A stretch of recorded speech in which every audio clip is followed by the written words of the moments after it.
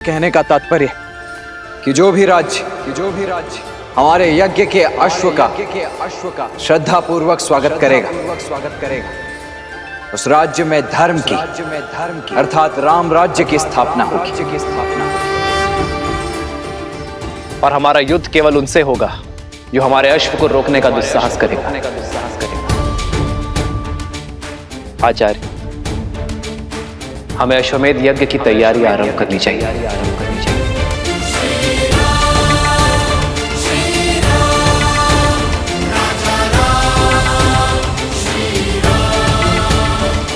चंद्रबाहु, बानासुर, राम अश्वमेध यज्ञ कर रहा है। अश्वमेध यज्ञ अपने राम राज्य का प्रचार कर रहा है, किंतु मैं ऐसा नहीं होने दूंगा। इसलिए चंद्रबाहु, मेरे पुत्र, ऐसी युक्ति लगाओ कि राम का ध्यान भटक जाए, वो ये यज्ञ संपन्न न कर सके, और तब तक मैं बानासुर के साथ सीता को अयोध्या लाने का षड्यंत्र रचता हूं। स्मरण रहे, हारे हुए सन्यासी के लिए समाज में न तो क्षमा है और न ही स्थान। सन्यास लेकर सिया राम ने मुझे हराया था। अब मैं सन्यास की वही ढाल उनसे छीन कर उन्हें मार दूंगा। उनकी गरिमा, उनका सम्मान जला दूंगा। मैं ये अश्वमेध यज्ञ कभी नहीं होने दूंगा, कभी नहीं। सिया राम!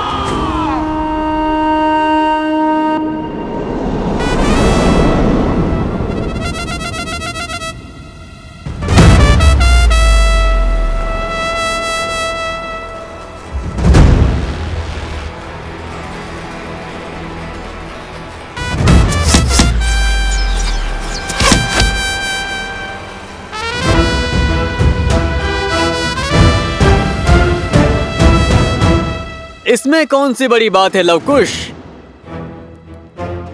ये तो साधारण विद्यार्थी भी कर पा रहे हैं। यदि सत्य में तुम धनुर्धारी हो, श्री राम जी के सबसे बड़े भक्त हो, तो मेरी चुनौती पूरी करो।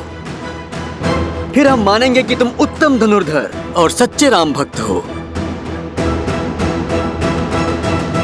क्या है चुनौती? अभी बताता हूँ।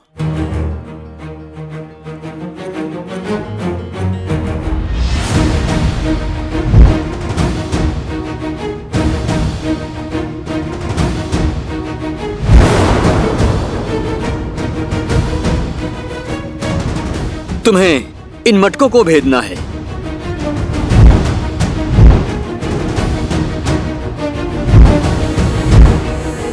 बोलो, भेद पाओगे इसे?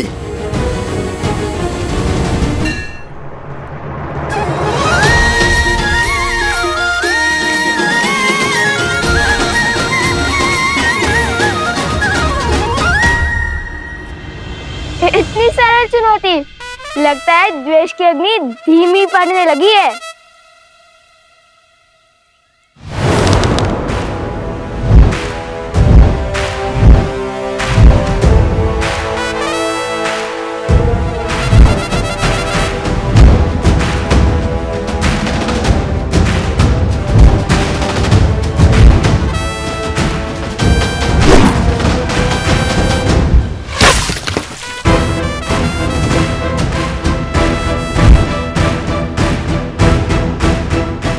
बस इतना ही सामर्थ्य है?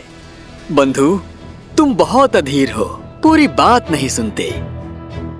चुनौती एक प्रहार से 3 मटकों को फोड़ने की है। स्मरण है ना राम भक्त, किष्किंधा में कैसे रामचंद्र जी ने एक साथ 7 वृक्ष भेदे थे।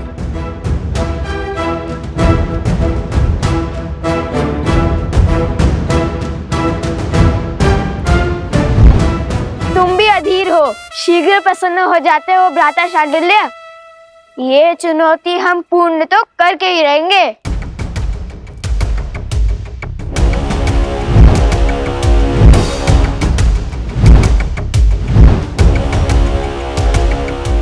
चाहिए भैया, भेज दीजिए।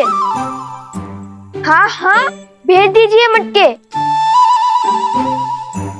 वैसे ही जैसे प्रभु राम ने वो सारे वृक्ष भेजे थे। मैं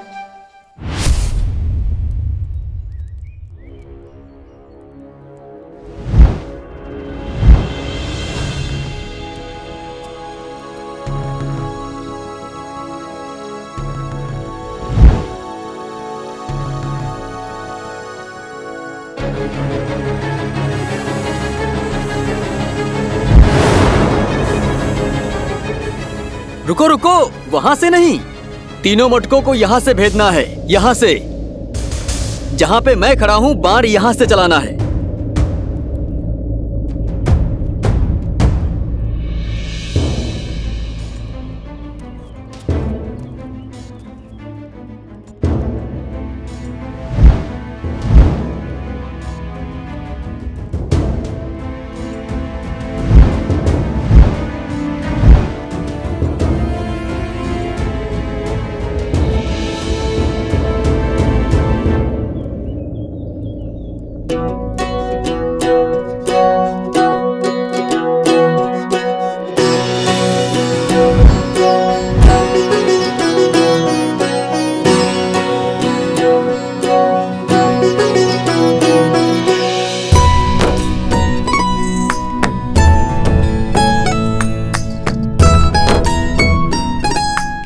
अब ये कहाँ चले?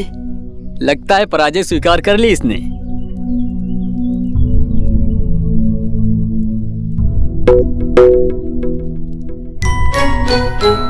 ओह, समझ गया।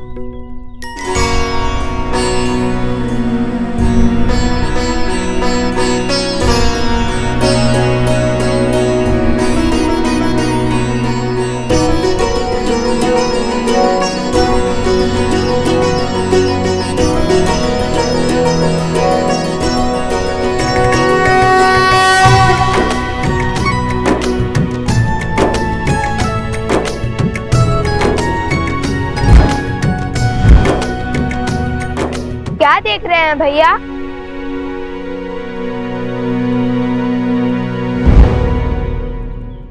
यही कि राम नाम से हर कठिन कार्य सरल हो जाता है। ध्यान से देखो।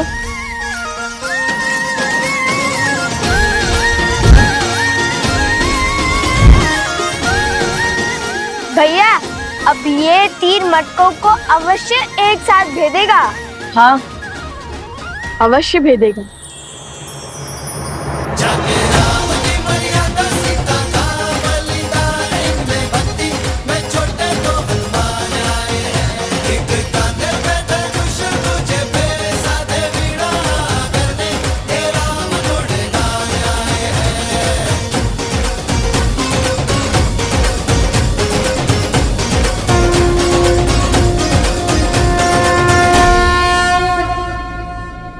हमारे मित्रों को हमारी राम भक्ति पर संदेह है। जिस राम नाम से पत्थर भी जल पर तैर जाए, उसी राम नाम ने हमें दिशा दिखाई है।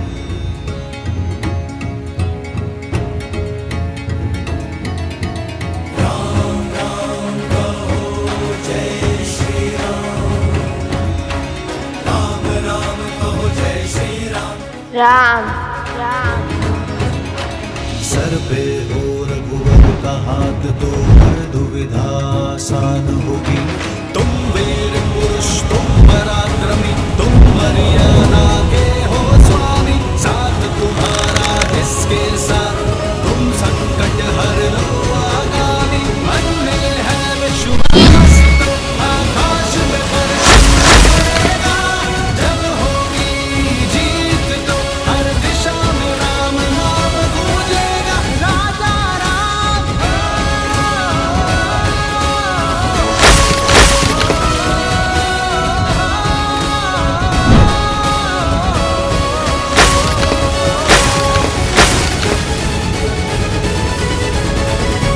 हे प्रभु,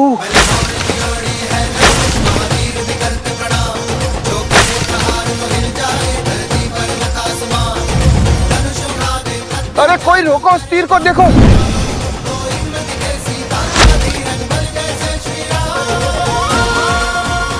ये क्या हुआ भ्राता?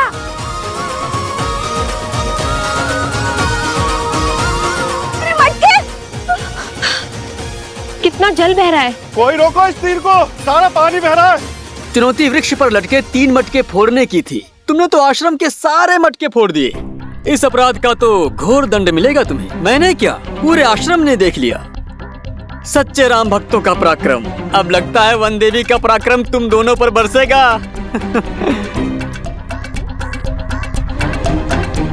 लव कुश, लो, आ गई तुम्हारी माता। अब आनंद आएगा। अब क्या उत्तर देंगे माता को?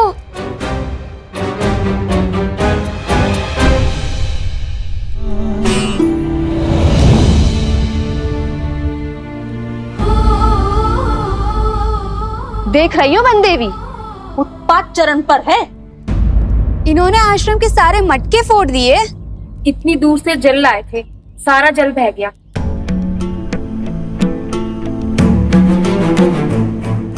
लवकुश, ये कैसी उद्दंडता है? क्यों किया तुम दोनों ने ऐसा? उत्तर दो। ये कैसा खेल था? जो भी हुआ उसका उत्तरदायित्व हमारा है, परंतु ये कोई खेल नहीं था, चुनौती थी। गुरु भ्राता शांडिल्य ने कहा था। वन देवी, मैंने केवल 3 घड़े कहे थे फोड़ने के लिए, सारे नहीं। आप चाहे तो इनसे पूछ लीजिए। हाँ वन देवी, बात 3 घड़ों पर ही लक्ष्य साधने की हुई थी। लवकुश, माता, वो शक्ति अधिक लग गई। तुम्हारी इस अधिक शक्ति के कारण आश्रम में एक भी बूंद जल नहीं है। अब तुम दोनों का यही दंड है कि तुम दोनों पूरी रात्रि जागकर आश्रम के परिवार वालों के लिए नदी से जल भरकर लाओगे।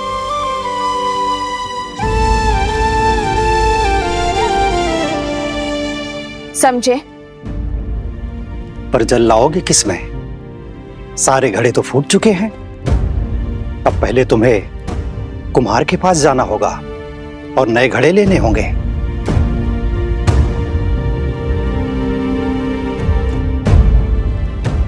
जी माता।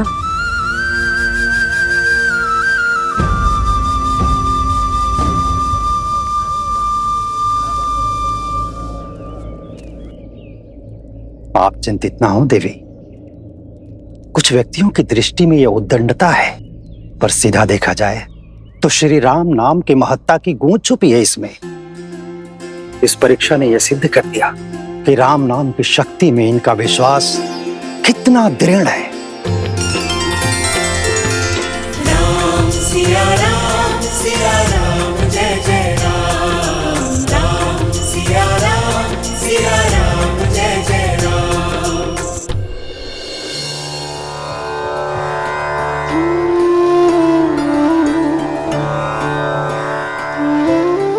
ये लो, ये भी ले जाओ।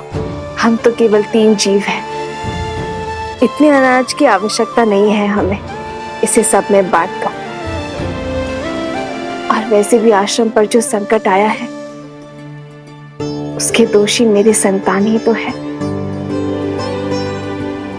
किंतु ये कुमुदनी, ये कोई उपहार या उपकार नहीं है, मेरी क्षमा याचना है।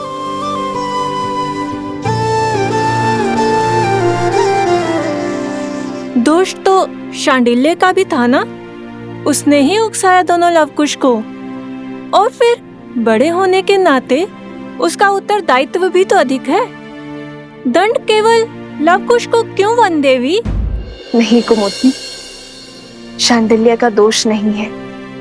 वो तो केवल अपने माता के वियोग से दुखी है।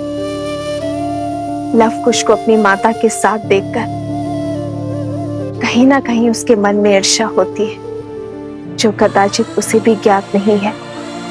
इसीलिए तो वो सदा उनके साथ स्पर्धा करता रहता है।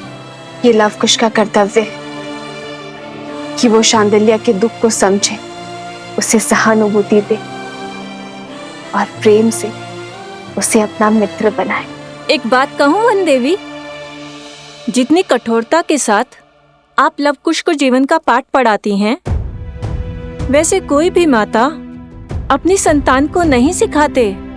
आप तो उन्हें ऐसे सज्ज कर रही हैं जैसे उन्हें कहीं का राजा बनना है।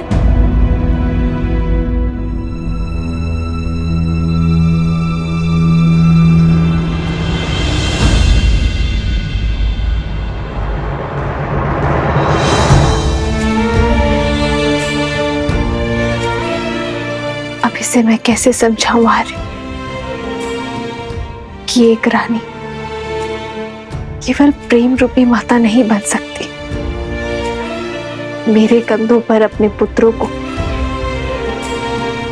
पिता के समरूप बनाने का भार भी तो है ना आर्य, ताकि कल को वो पूरी निष्ठा के साथ अयोध्या के सिंहासन और प्रजा के मन पर राज कर सके।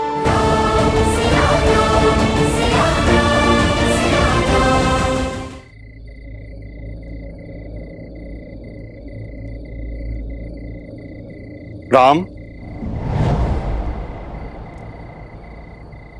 आचार्य,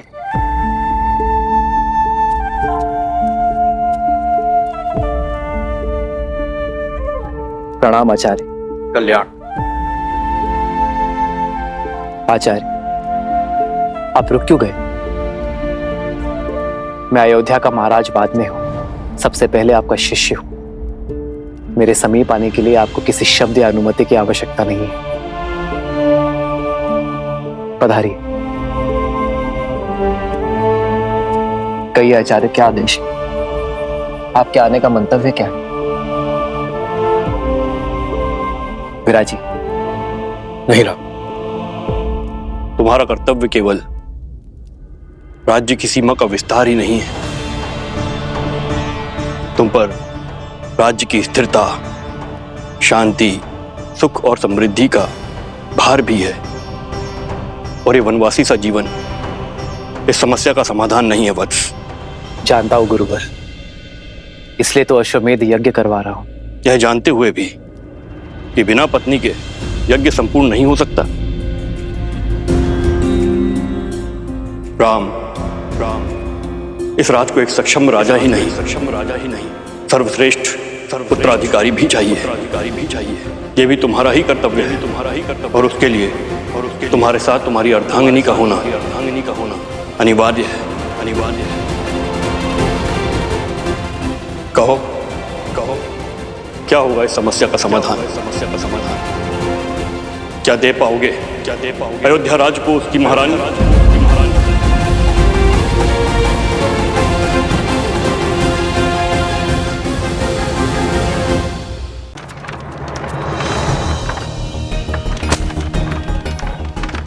कुम्हार जी, हमें इन सब के बदले में घड़े चाहिए।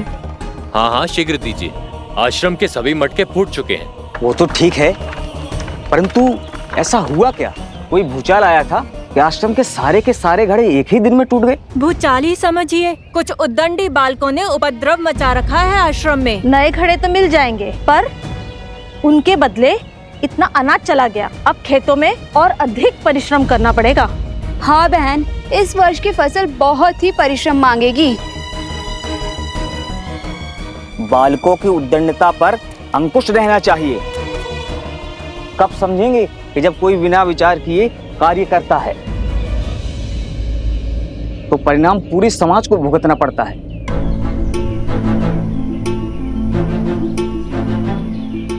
भूल हो गई, आश्रम की बड़ी हानि हो गई। अब सबको आश्रम में हमारे कारण और परिश्रम करना होगा। हमें भी तो नदी तक जाना है और पूरी रात्रि जल भरना होगा। मुझे हमारे परिश्रम की चिंता नहीं है, वो तो हम कर ही लेंगे।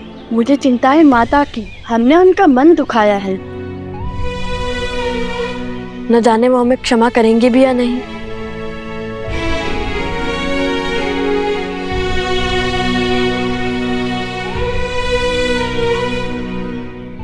नन्हे बालक हैं, आश्रम के बाहर कैसे जाएंगे? उद्दंडता की है तो दंड तो भुगतना ही पड़ेगा। आश्रम की सीमा को लांघकर घनघोर जंगल में जाना पड़ेगा।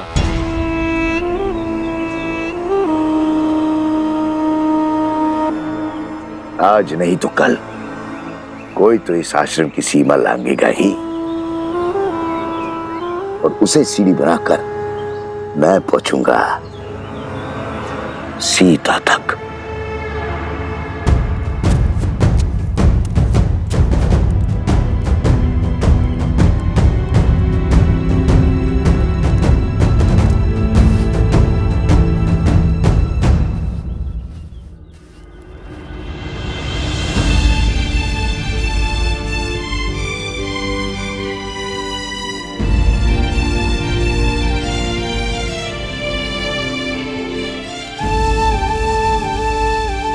अब ऐसी भूल नहीं होगी माता।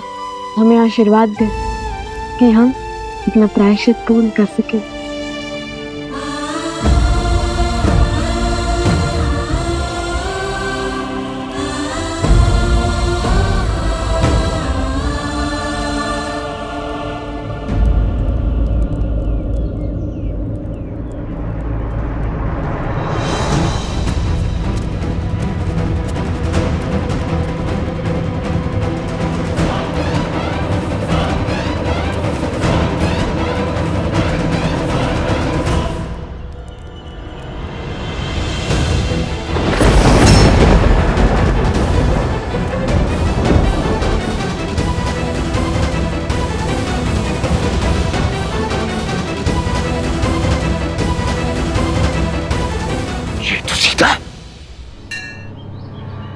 अर्थात ये दोनों बालक सीता और राम के। अद्भुत, अद्भुत।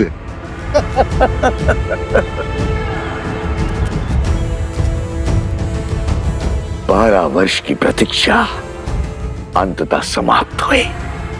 आज सीता भी मिल गई और राम को परास्त करने का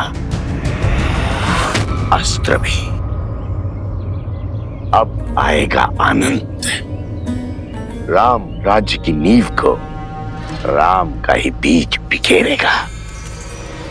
इसे कहते हैं प्रहार। हाथ भी राम की और काल भी राम का। माता आश्रम में है तो क्या हुआ, पुत्र तो आश्रम से बाहर आ गए। अब यही दो कोमल कोमल बालक मुझे सीता तक पहुंचाएंगे। राम, सिया राम।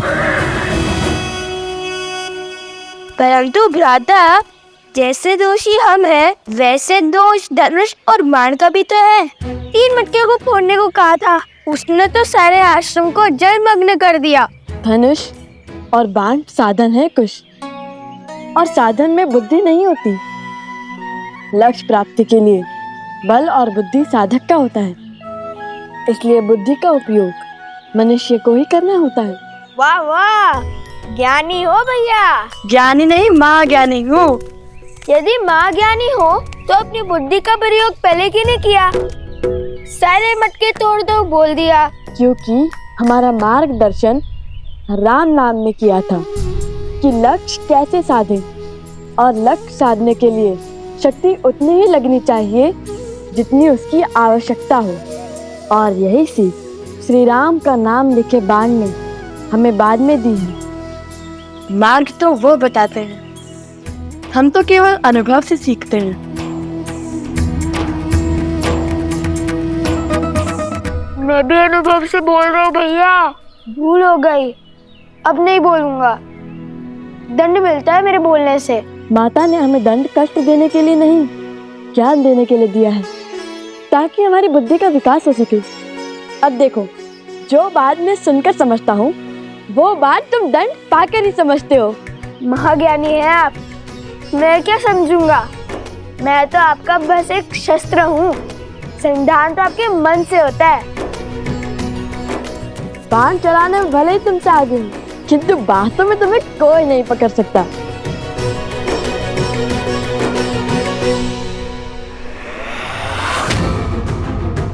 सीता तक पहुंचना है तो उसके पुत्रों को वश में करना होगा। आपके उत्तराधिकारी धर्म और कर्तव्य के पथ के लिए सच हो रहे हैं आर्य। दोनों जितने नटखट हैं उतने ही पराक्रमी भी हैं। अपने पिता की मर्यादा और पूर्वजों के मान का भार उठाने के लिए शीघ्र ही तैयार होंगे आपके लवकुश।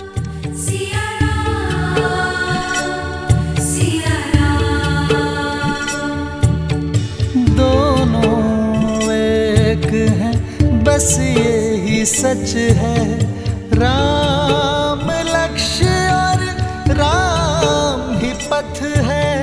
विरह की आग में जले सिया राम। एक है तन और एक है प्राण। इस राज को एक सक्षम राजा ही नहीं, सर्वश्रेष्ठ उत्तराधिकारी भी चाहिए। क्या दे पाओगे अयोध्या राज को उसकी महारानी? आपको तो भोजन खिला दिया है,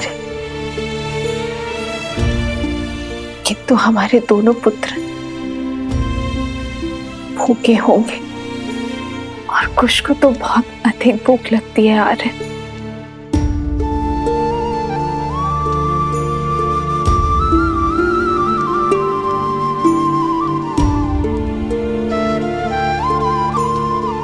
माना संतान की दिशा और दशा माता की कठोरता निर्धारित करती है, किंतु फिर भी उन्हें इस समय वन में भेजना उचित नहीं था। वन देवी,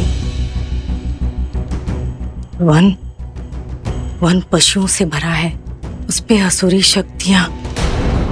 लवनासुर अवश्य मर चुका है, परंतु अभी भी असुरी शक्तियां आश्रम के चारों ओर मंडरा रही है, अवसर की प्रतीक्षा में।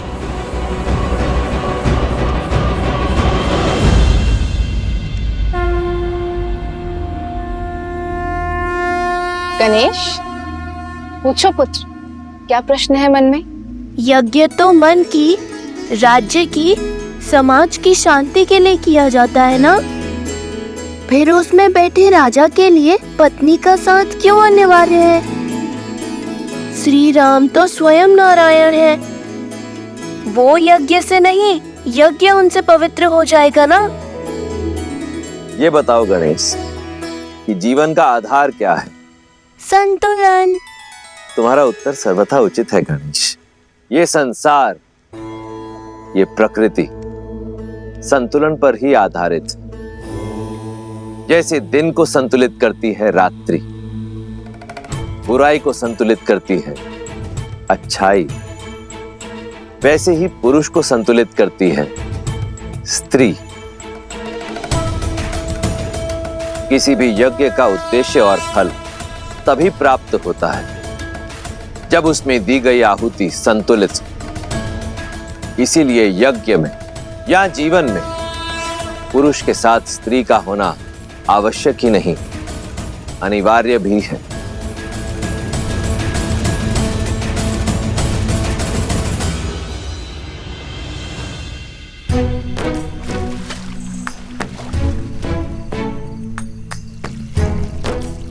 ये क्या कर रहे हो कुश?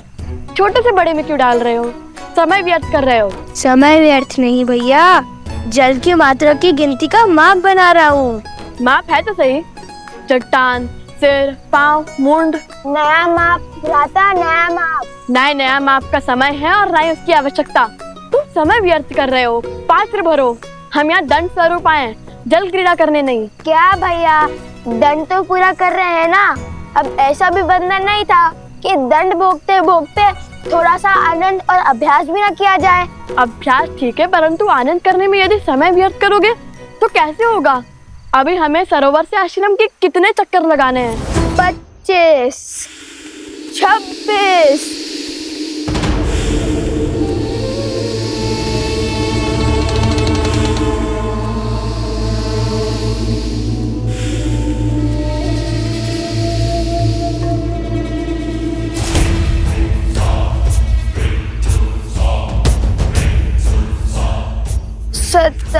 27, 28।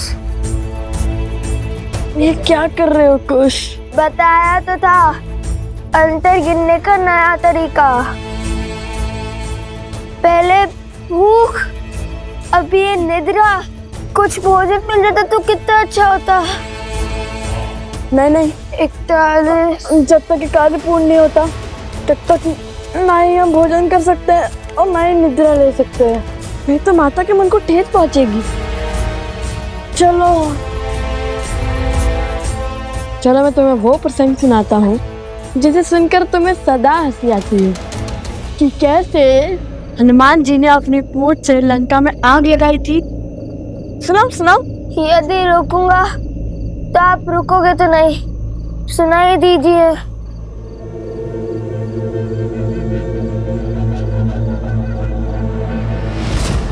कुछ संभाल के चलो।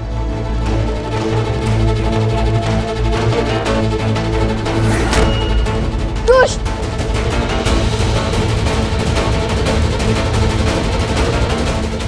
बस अब ये बड़ा बालक भी सो जाए। कुछ जागो, ये सोने का समय नहीं है। उठो कुछ।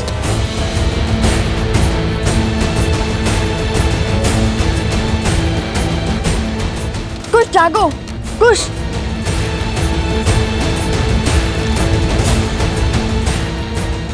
कुछ जागो।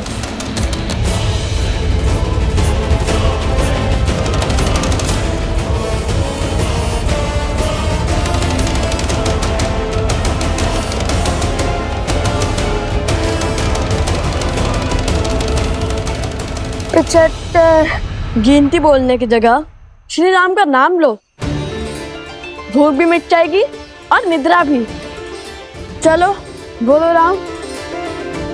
श्री राम। 75, श्री राम। 76, श्री राम। केवल श्री राम। केवल श्री राम। केवल श्री राम। केवल श्री राम। श्री राम। श्री राम। श्री राम। श्री राम। श्री राम। श्री राम। श्री राम। श्री राम। श्री राम। श्री राम। और ये राम का नाम क्यों हर बार मेरे आड़े आता है? सारा परिश्रम व्यर्थ कर दिया। ये थी तुम्हारी शक्ति, बढ़ाओ अपनी शक्ति। अगर ये दोनों नहीं सोए ना तो मैं तुम सबको सदा सदा के लिए सुला दूंगा। जाओ। राम राम राम राम राम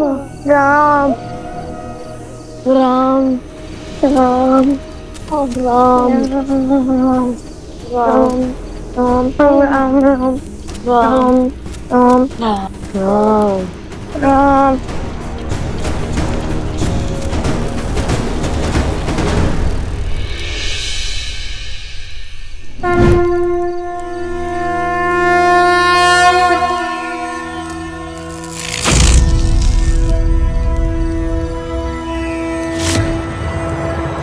अरे ये कैसा चमत्कार है?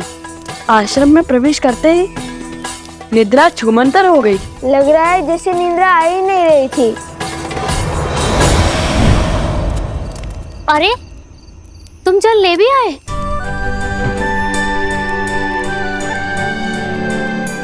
लाओ हमें दो।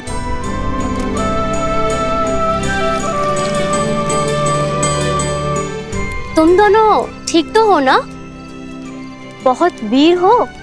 लव कुश, पर इतना जल आश्रम के लिए पर्याप्त नहीं होगा, और जल की आवश्यकता होगी। तो क्या वन देवी के पुत्र थकते नहीं हैं?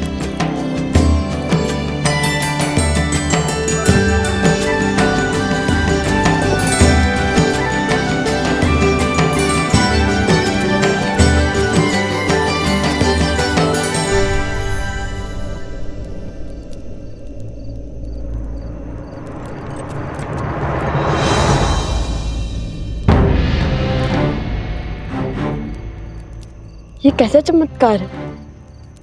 आश्रम की सीमा के बाहर निकलते ही निद्रा आने लगती है और भीतर आते ही निद्रा छूमंतर हो जाती है। बात तो उचित है भैया, लेकिन अब क्या करें? केवल श्री राम का नाम लेते हुए ही आगे बढ़ते रहे क्या? नहीं नहीं, हम राम भक्त हैं। हम वो करेंगे जो श्री राम करते, अपने ज्ञान और अपनी बुद्धि का प्रयोग। और मेरे ज्ञान के अनुसार ये कोई असुरी माया है जो आश्रम के भीतर प्रवेश नहीं कर पा रही।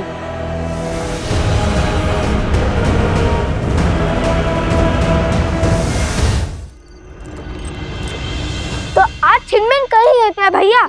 अब आया ना दंड का आनंद। बताइए भैया, कहाँ है वो राक्षस? जो दिखेगा ही नहीं उस पे लक्ष्य कैसे साधोगे?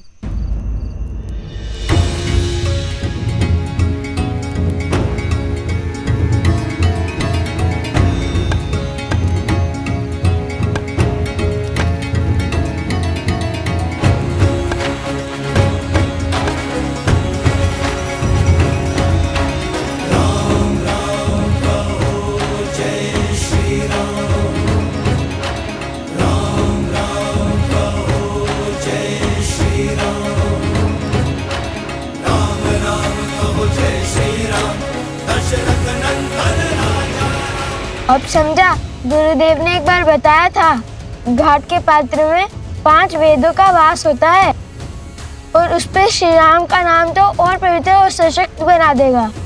इसमें माया प्रवेश नहीं कर सकती लव भैया।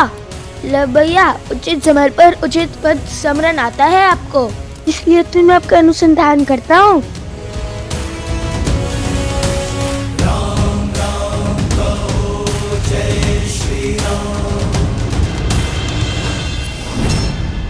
एक और अवसर है तुम्हारे पास, लगा दो अपना सारा बल, पात्र में प्रवेश करो और निंद्रा धोने। आप तो जानते हैं ना, राक्षसी माया बट पात्र में प्रवेश नहीं कर पाती और प्रयास भी करे तो असंभव है, क्योंकि उन पे राम का नाम लिखा है। राम?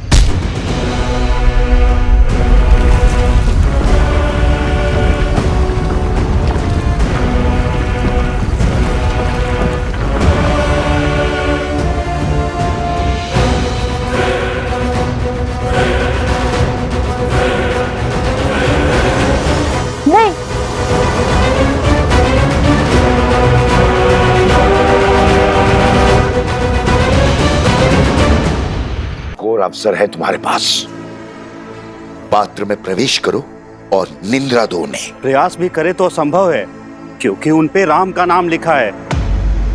राम?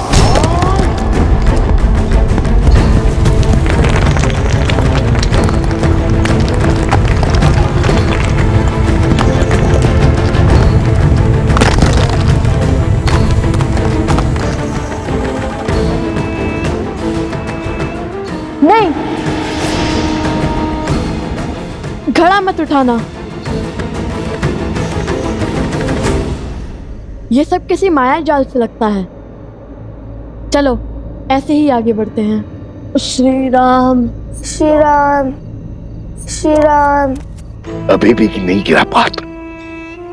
कोई बात नहीं, जल भरने के लिए जब झुकोगे तो पात्र तो उतारना पड़ेगा।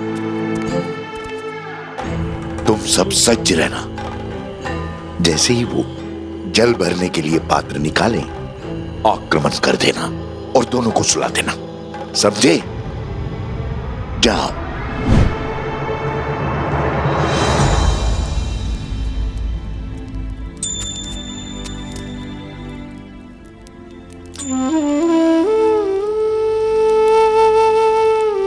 जानता हूं तुम्हारे मन में क्या चल रहा है, लव और कुश। अब आपसे क्या छिपा है? मैं जानती हूँ मेरे दोनों पुत्र वीर हैं, पराक्रमी हैं, किंतु उतने ही नटखट भी हैं। इसलिए मैंने उनको दंड स्वरूप आश्रम के बाहर भेज दिया, जल लाने के लिए। अंधकार है और असुरी माया पुण्यता नष्ट नहीं हुई अब। क्या मैंने उचित किया? कोसल राज्य का भविष्य हैं वो दोनों, पराक्रमी तो होंगे ही। नाविक की योग्यता की पहचान चक्रवात में ही होती है, स्थिर जल में नहीं वनदेवी। तुम्हारे पुत्रों ने आश्रम में रहकर बहुत कुछ सीखा है, किंतु अब समय है बाहर के संसार को जानने का, उसे समझने का। मुझे आपके कहे हर शब्द पर और अपने पुत्रों के शौर्य पर पूरा विश्वास है, और अब तो मुझे प्रतीक्षा है केवल उस क्षण की जब मेरे पुत्र अपने पिता, अपने पूजने से मिलेंगे, प्रभु श्री राम से मिलेंगे। तथास्तु। और लव कुश की चिंता छोड़ दो वनदेवी। अपने पिता और माता की भांति उनमें भी हर संकट का हल खोजने का सामर्थ्य है।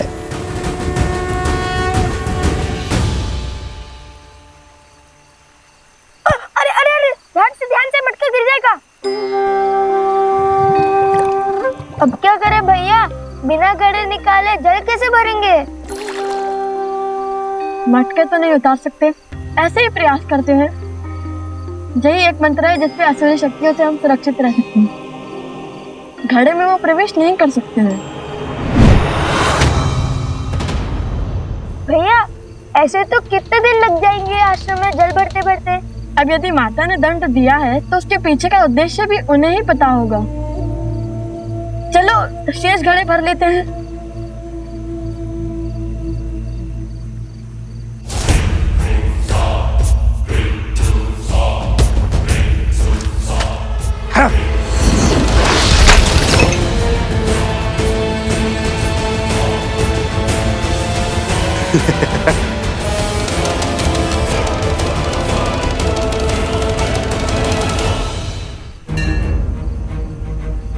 यहाँ अवश्य ही कोई असुरी माया है जो हमें रोकना चाहती है।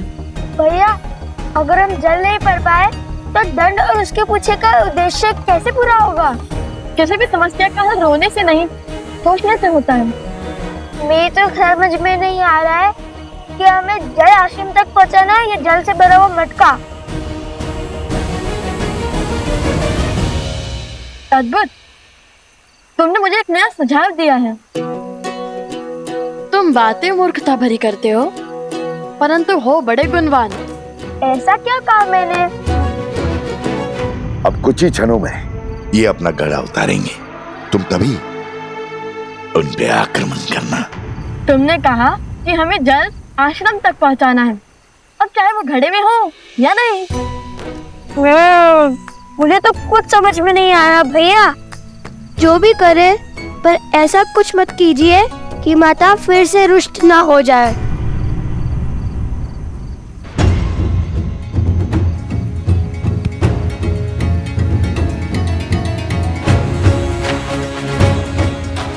तुम चिंतित ना हो, तुमने जो सुझाव दिया है उससे माता प्रसन्न नहीं होंगी, दुखी नहीं। तो बोलो जय श्री राम, जय श्री राम, जय श्री राम, जय श्री राम, जय श्री राम, जय श्री राम।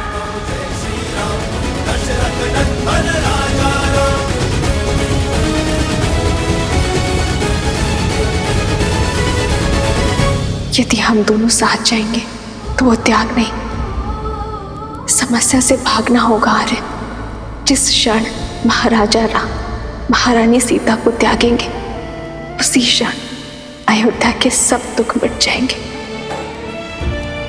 महाराजा राम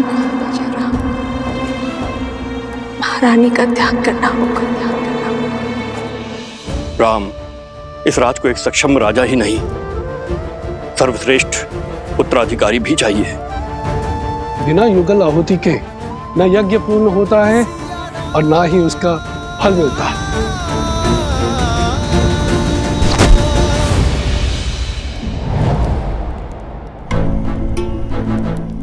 हनुमान,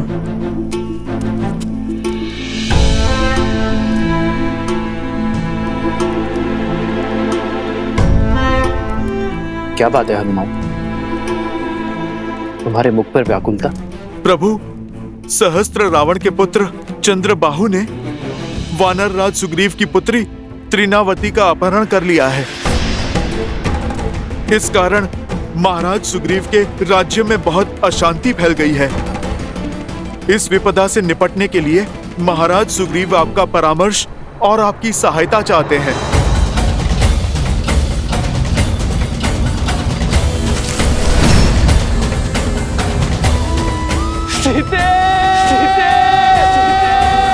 रावण का वध तो हो गया है हनुमान, किंतु उसकी विचारधारा का नाश होना अभी शेष है। धृष्टता और अधर्म हर रूप में धर्म के लिए चुनौती है, किंतु स्त्री को देवी की भांति पूजा करने वाले इस समाज में स्त्री को वस्तु की भांति उठा लेने वालों की धारणा का नाश होना चाहिए। हर युग के साथ पाप का शीश उठता है, किंतु जब पाप चरम पर हो तब धर्म का प्रहार उस पर होना चाहिए। मेरे मित्र वानर राज सुग्रीव के राज्य में आतंक फैलाने वालों को दंड देना हमारा राजकीय कर्तव्य है हनुमान, और एक मित्र होने का परम धर्म भी। युद्ध की तैयारी करो हनुमान। धर्म के पथ पर चलने का समय आ गया है। संसार में बुरी सोच फैलाने वालों का अंत आवश्यक है। मेरे मित्र वानरराज सुग्रीव से कह दो कि उनका ऋण जो मुझ पर है उसे मैं चुका तो नहीं पाऊंगा, किंतु ये राम अपना मित्र धर्म निभाने अवश्य आएगा।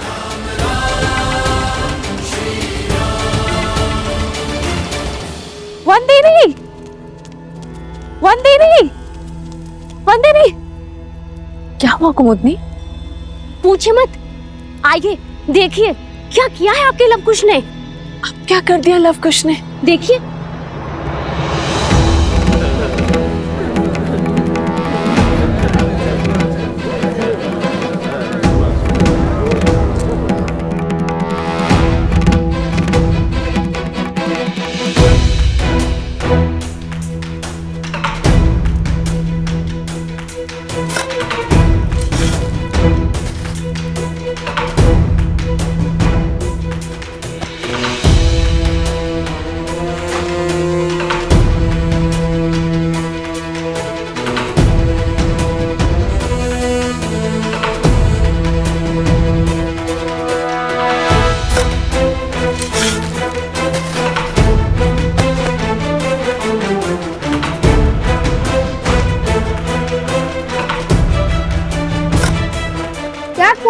लोग लव कुश, ये जल भरने के स्थान पर क्या कर रहे हो तुम दोनों? यहाँ और ये सर पर मटके। सब बताते हैं माता, सब बताते हैं, बस कुछ क्षण रुक जाइए।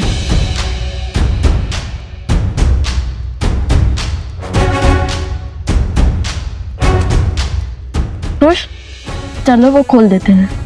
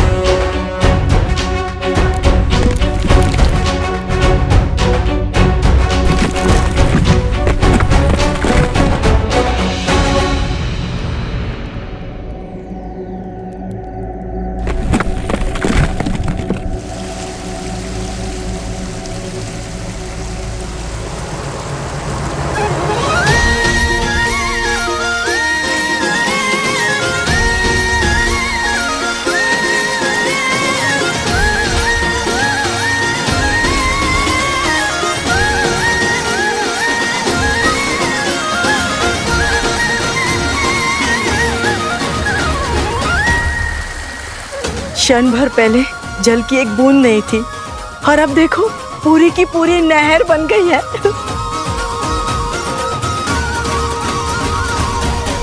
और लव कुश की चिंता छोड़ दो बंदी हुई। अपने पिता और माता की भांति उनमें भी हर संकट का हल खोजने का सामर्थ्य है।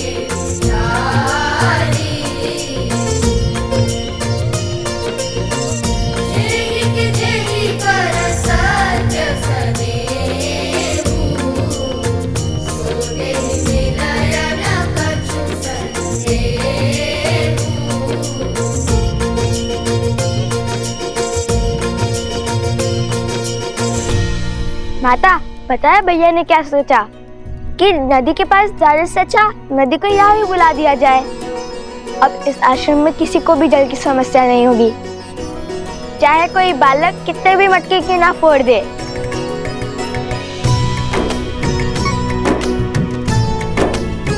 कार्य मेरा था, परंतु सुझाव कुश का। जानती है माता, हमारी प्रेरणा कौन सा प्रसंग बना? जब नल और नील ने राम नाम लिखकर लंका तक सेतु बनाया था, तो हमने सोचा जब राम नाम का पत्थर सागर में तैर सकता है, तो राम नाम का फावड़ा नदी के लिए मार्ग क्यों नहीं बना सकता?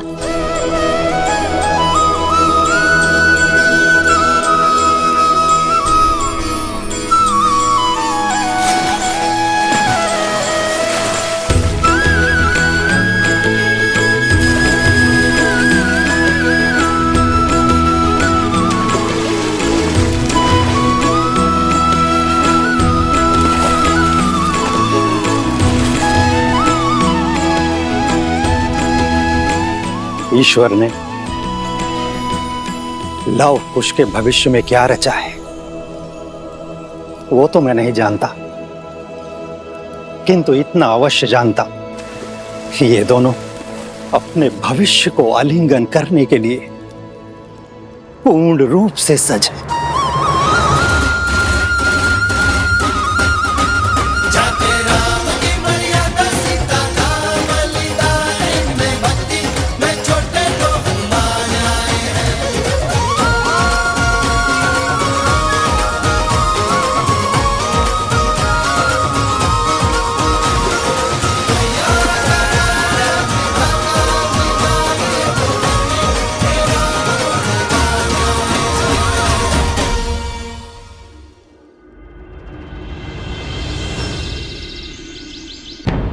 माना कर्तव्य महत्वपूर्ण है राम, परंतु अश्वमेध की घोषणा करके उसे रोक देना अशुभ भी है और अपयश कारक भी।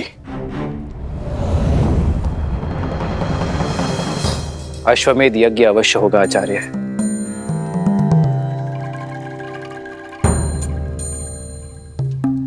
अभी मैं युद्ध में जा रहा हूं आचार्य, किंतु मेरे युद्ध से लौटते ही ये यज्ञ आरंभ होगा।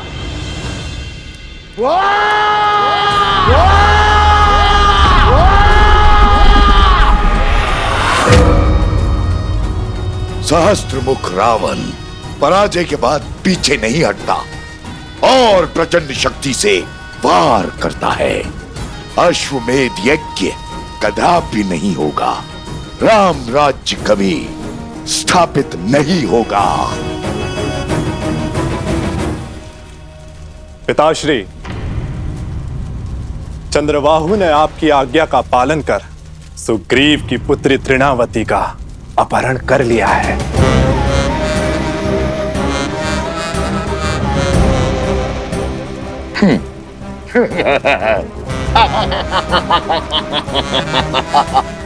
कैसे कैसे बचोगे राम मेरे इस प्रहार से? अब राम को सुग्रीव की सहायता के लिए जाना होगा और अयोध्या अश्वमेध यज्ञ से वंचित रह जाएगी। और राम के जाते हम अपनी शक्ति से उसकी प्रजा में पुनः धर्म की स्थापना कर देंगे।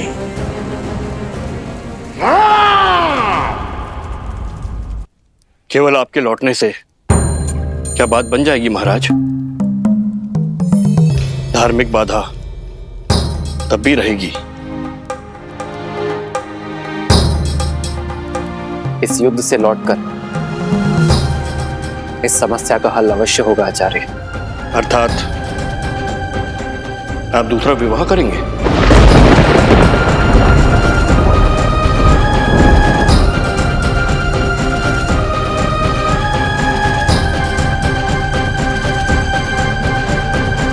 रघुकुल रीत सदा चली आई, प्राण जाए पर वचन न जाए।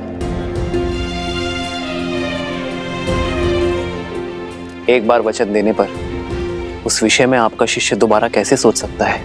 मैंने सीता को एक पत्नी व्रत का वचन दिया है, परंतु मेरे विवाह के बिना भी अश्वमेध यज्ञ अवश्य होगा।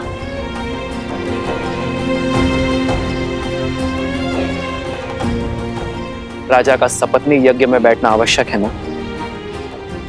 मैं युद्ध से लौटते ही भरत को अयोध्या का महाराज घोषित कर दूंगा।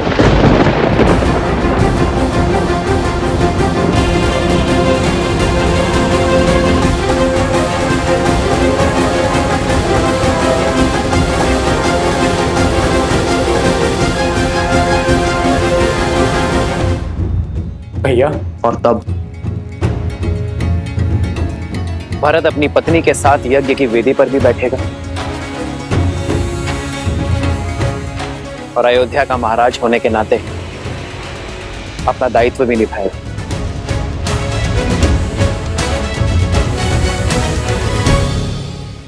ये क्या कह रहे हैं आप भैया? नहीं, ये मुझे स्वीकार करना होगा भरत, क्योंकि ये मेरा निर्णय है। समझने का प्रयास करो भरत। या तो तुम अयोध्या के महाराज बनोगे या सीता का ये राम किसी और का पति।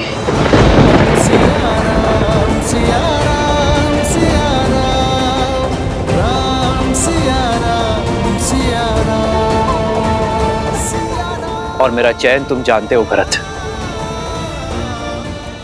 मैंने एक पत्नी व्रत धारण किया है।